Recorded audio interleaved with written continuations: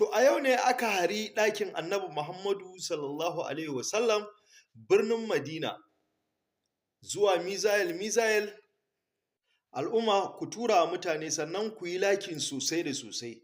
Ku yi sharing wannan aikin Annabi ne kafin in shiga cikin rahoton. Ku yi sharing lakin da ba kwa son yi shi yake kaiwa inda al'ummanmu ‘yan uwanmu za su ga rahoton da muka wallafa kuma domin su san halin da ake ciki a cikin musulunci.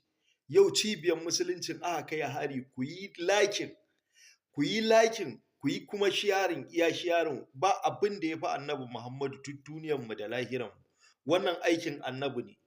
Ku yi lakin, ku yi sharing kafin in shiga rahoton. An ce musulmai ne suka kai harin nan. A'a, ba mu yadda ba. In dai ɗa ne ko ‘ya mace aka haife ta a cikin musulunci, ko ɗa ne aka haife shi a cikin musulunci, in dai tsatson musulunci ne, iyayensa da kakanninsa duk musulmai ne. Ba yadda za a yi ya hari ɗakin Annabi Muhammadu. Ƙarya ne. Maƙiya Annabi Muhammadu su ne suka kai harin nan. Sannan kuma ku sani dukkanin gabar ta tsakiya, ko kun ƙi ko kun so, ba don Allah ba sai kun zo kun haɗa kanku. Amma duk da kun haɗa kai, dole duk sanda Nasara da Bayahude ya so mamaye ku, ya so ɓarnata muku wasu abubuwa na ƙasarku, duk sanda ya so, ko kun daidaita an haɗa kai da musulmai, wallahi duk sanda ya so farmaka ku, ya so ilalata muku, iso ibakanta muku da Nasara da Bayahude, wallahi sai ya muku shi har duniya ta naɗe. Domin kun riga kun ba da faka wacce ba irinta a duniya, kuma Annabi ya gaya mana a hadisansa. Mun gani a Kur'anin Allah yadda ya zauna da Yahudawan nan, mun ga Yahudawa yadda Allah yi da su suna jayayya da shi. Mun ga kuma Annabi Muhammadu yadda ya gaya mana, duk yadda ka kai da wayanka Bayahude da Nasara ya fi ka. ‘Ya'yansu zalla za su je su zuba a cikin ƙasashenku tun suna ‘yan shekara 10 zuwa 8.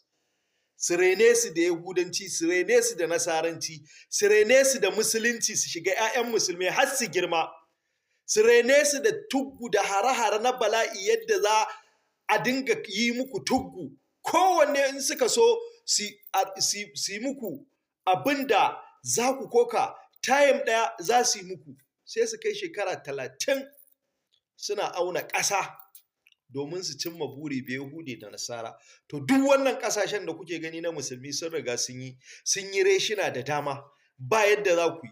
Wani ma yanzu sai ya zama ma wani limamin wani masallacin ne, amma Bayahude ne ko Nasara. Domin a nan ƙasar ya girma, dukkanin sirrinku sun riga sun sani, ba wanda ba ku sani ba. Banda wanda aka zubo muku su manya-manya wanda za su zo da zumma kamfanonuwa za su buɗe, ko kuma kwantarakta ne na kamfanonuwa suna aikin titina ko aikin gidaje, ko kuma za su nuna muku wasu abubuwan wanda da zumma cewa ƙasar ku za ta ci gaba. Duk akwai irinsu, babu ta inda ba sa shigowa. Ƙasashen musulmai suka yi reshe suka yi nan. Duk yadda kuka kai da abin nan ɗinku kun riga kun makaro. Sai dai amma in kuka haɗa kan kuɗin, aka haɗa kai musulmai ɗin, abin zai yi sauƙi. Amma kun riga kun ba da kai, bori ya hau.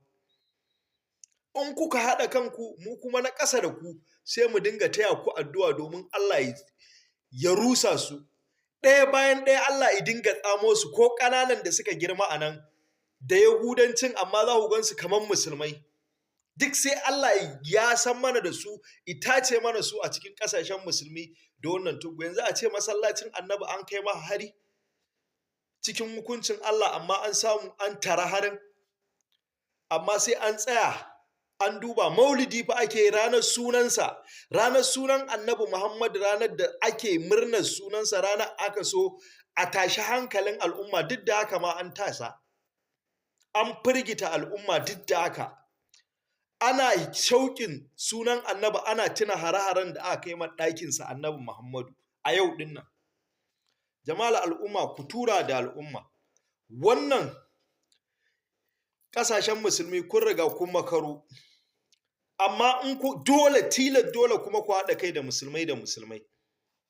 tilar dole ko ba yanzu ba sai kun haɗa kai. Amma kuma duk da kun haɗa kai ɗin, duk abin da Nasara da Yahuda suka so su yi muku a cikin ƙasashenku ko duk wani abin da suka nemi lokaci ɗaya za su yi muku shi one time. Ku tura da al'umma su san halin da ake ciki, ku yi sharing iya sharing al'umma, ku yi sharing. Allah ka saita mana al'amura saboda Rasulullahi sallallahu alaihi wasallam.